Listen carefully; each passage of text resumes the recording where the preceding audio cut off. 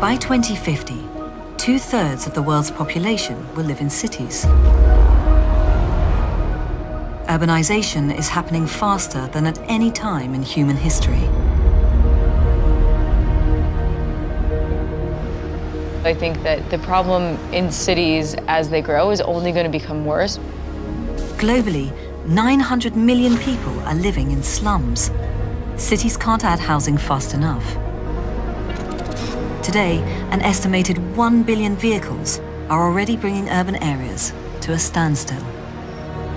Cities consume 3/4 of the world's energy each year and are responsible for around 50% of greenhouse gas emissions.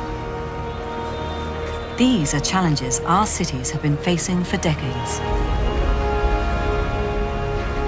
But now some city leaders, businesses, and even citizens are taking new approaches to tackling these old problems. This is where technology and imagination meet together and we create new cities. They're transforming their cities with technology.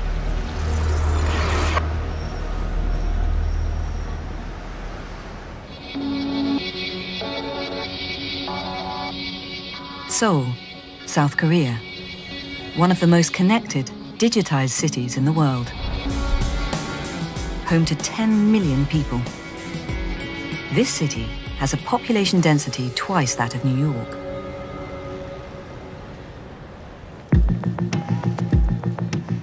In Seoul, the use of data is seen as the key to tackling some of the big challenges of city life, like moving its people around.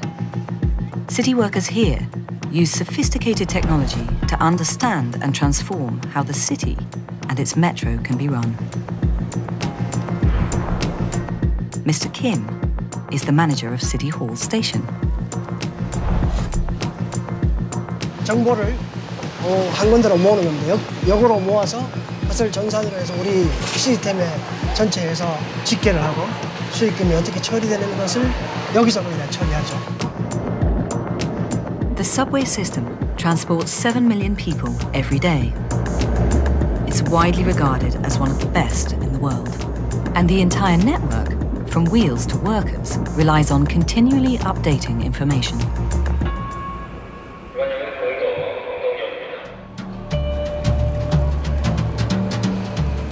그렇죠. 정보를 가지고 이제 회사의 정책을 쓰면 교통 우리는 수송 계획을 잡는 것이죠. 예를 들어서 뭐 인원이 어느 쪽에 더 필요하다든지 어느 역은 또 사람이 줄었다든지 이런 것들을 바로바로 할 수 있으니까. The speed and frequency of the trains can be constantly adjusted to keep everything running smoothly. Smart cameras measure how many passengers are boarding and how quickly. And sensors on the trains and tracks monitor every last component to provide early warnings when maintenance is required and prevent a costly breakdown.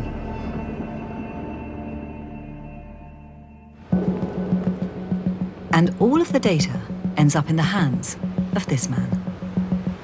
안녕하십니까. 여기는 서울시청입니다. 저는 양윤계 주무관이고요. 여기는 토피스가 있는 서울시청이 되겠습니다. 감사합니다. 다시 한번.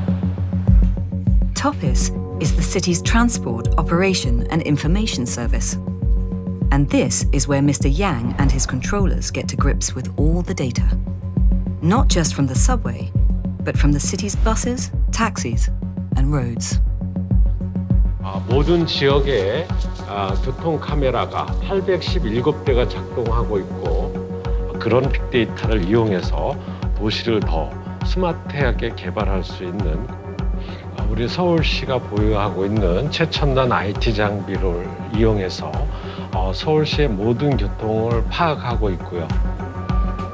Here in TOPIS, their goal is to use the data to anticipate problems and stop congestion building up in the first place. 도로에 사고가 발생이 되면은 그 부분을 저희가 사진으로 캡처를 해서 트위터에다 정보를 제공하고 있습니다. So they use smartphone apps, social media, and the web to give citizens real-time alerts and alternative routes, and keep this megacity running smoothly. Transport is just the start.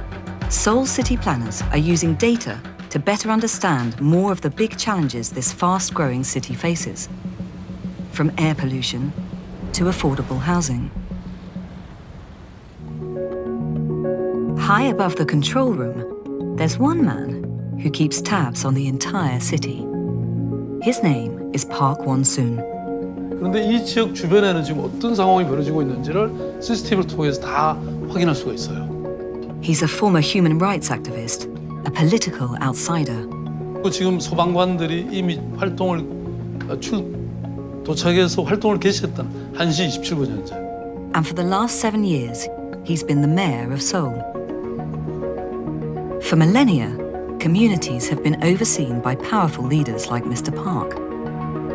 But he wants to turn this on its head, handing responsibility to Seoul's 10 million citizens. 사람들은 정보에 대해서 굉장히 굶주림이 있습니다. 사실은 알고 싶어하는 욕구가 있죠.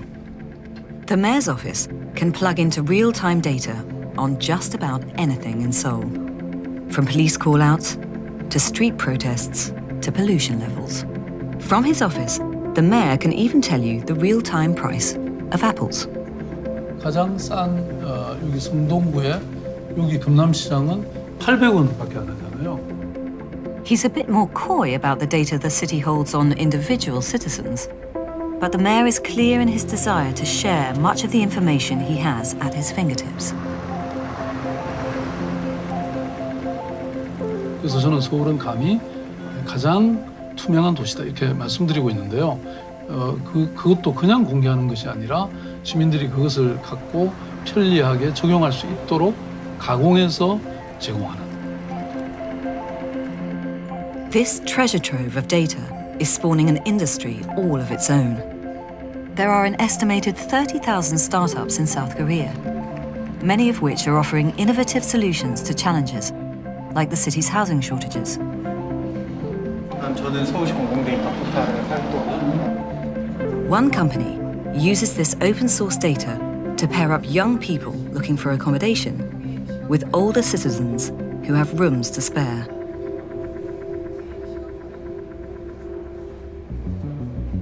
It's a tiny offshoot of an industry that is growing rapidly in cities across the world. By 2020, this so-called smart city industry will be worth an estimated $1.5 trillion.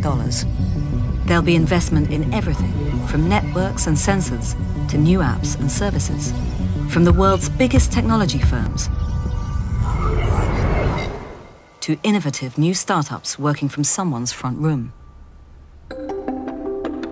This is the headquarters of Flare, a startup based in Kenya.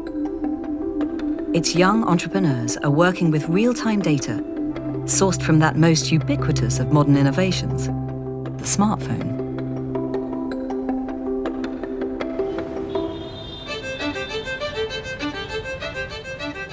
Kenya's capital, Nairobi, is emerging as a vibrant tech hub.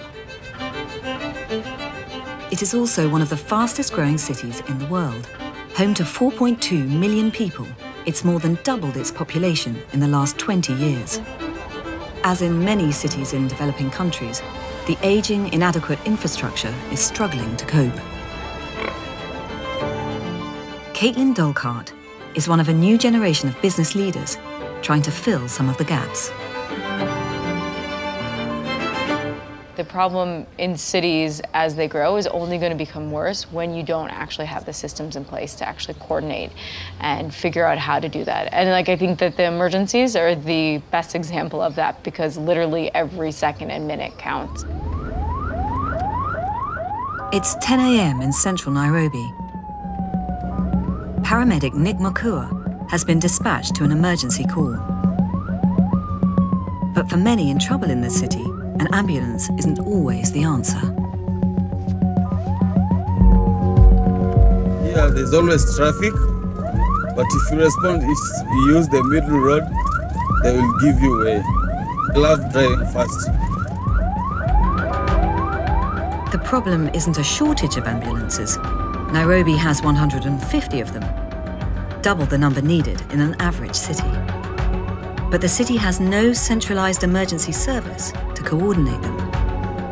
Residents here are faced with 50 different numbers to call for help, and no guarantee when or whether their ambulance will arrive.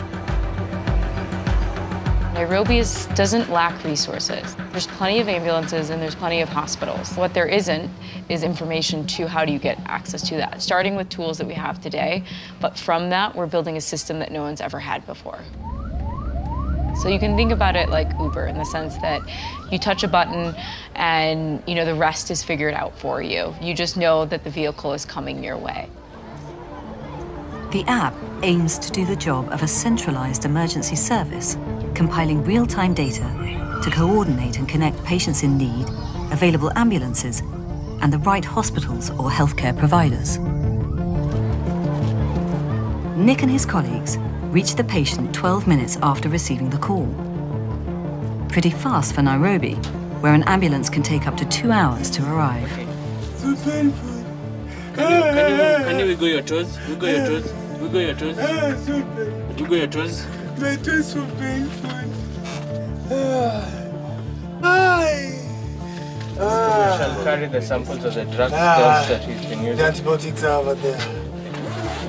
Nick's team soon discovers the reason for the call. A gangrenous toe.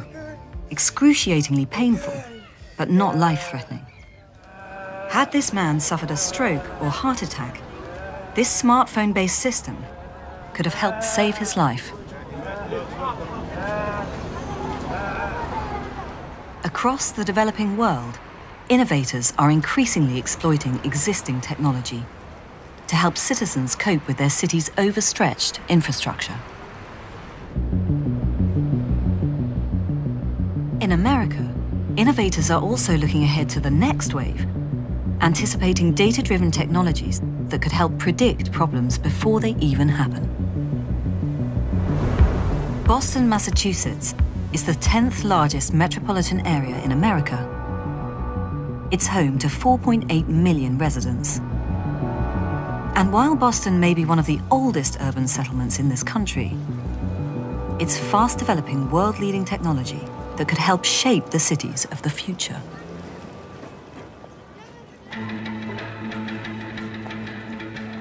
This is the mission of MIT's Sensible City Lab, to anticipate the impact of technology on urban life and use it to transform the way cities are run. Here at MIT, we are not in the urban solutions business. We are in the urban imagination business. And this is where technology and imagination meet together and we create new cities. Lead researcher Fabio Duarte believes that data-driven technology will change our whole approach to urban planning. When I start collecting data from nature, from infrastructure, from people, and putting this data together, then we can see new things about the city that we're not able to see. It's a mission that takes Fabio's team to some unlikely parts of the city. So I assume that there is sewage. There is. Collecting data from a sewer isn't a challenge these researchers relish, so they've brought along a friend. Meet Luigi. This is Luigi as a whole entire robot. This is the brain of Luigi, telling it how to function. Luigi is a probe built with a big job in mind. We're able to use stool samples and their urine samples in a sewage to understand people's health patterns and health behaviors more at the source. This is no crapshoot. The samples Luigi is collecting could help reveal new ways to manage a public health crisis. From prescription painkillers to heroin, America is in the grip of an opioid crisis. Across the country, nearly 2.5 million people are hooked on opioids. Nationwide, these drugs are responsible for more deaths every day than gun crime or road traffic accidents.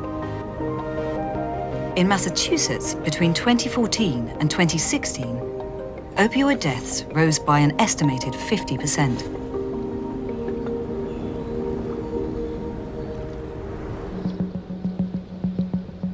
Data alone won't stop this opioid epidemic, but data could start to provide city authorities with the tools to build better public health plans. That's what the researchers at MIT are hoping. In the lab, they're learning how to get data from poo. We have the sample that we extracted from the sewage, and what we're going to do is we're going to take it, and what we want to extract from it is to separate out the microbes from it, the bacteria and the viruses and the DNA, so that we can process it for DNA data. And we also want to extract the chemicals from it so that we have data on chemical excreted from humans. Using these techniques, the researchers can learn when and where there's been a surge in opioid use or bad batches of heroin.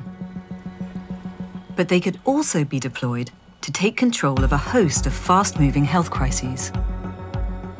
The question is, now what are you looking for in that information from this sewage? That will allow us to see information on, for example, if we have viruses that are kind of becoming more prevalent with regards to an epidemic, or maybe not even an epidemic, just basically an outbreak, let's say like influenza in an area. As researchers at MIT continue efforts to shape the city of the future, they're constantly looking for new ways to reveal more about the city of today. That's where we change cities, when we put different data from different sources together. Which is why the team has started talking rubbish. Back this track out. Yeah. Boston's garbage trucks travel the same streets every week, making them the perfect vehicles for the collection of constantly changing environmental data. This one's been equipped with temperature sensors, humidity sensors, and thermal imaging cameras that keep check on the energy efficiency of Boston's buildings and the quality of the city air. Although we deal with technology and we create technology here at a daily basis, we know that people are at the core of the cities, at the core of society. So it's only by making people smarter, but also sensitive, that we can create better cities. Whether it's city planners using data to transform life from on high, or citizens using data to build solutions from the ground up, they're finding new ways to use technology to tackle the challenges faced by modern-day megacities. Data from the city and making sense of this data, that we can change the cities of the future.